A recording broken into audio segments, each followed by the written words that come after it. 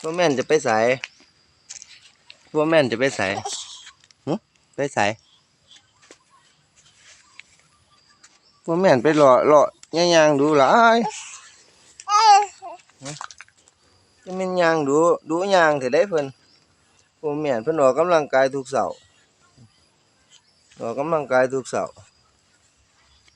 อันนี้ตื่นสวยแน่ก็ออกกำลังกายสวยแน่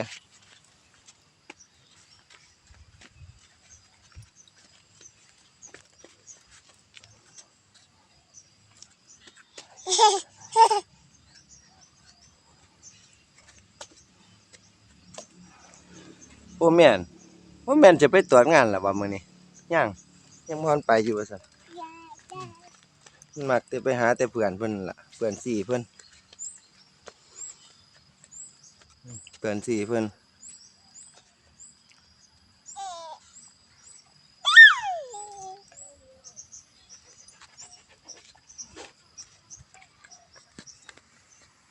ไปแล้วครับบ้านนี้พุ่น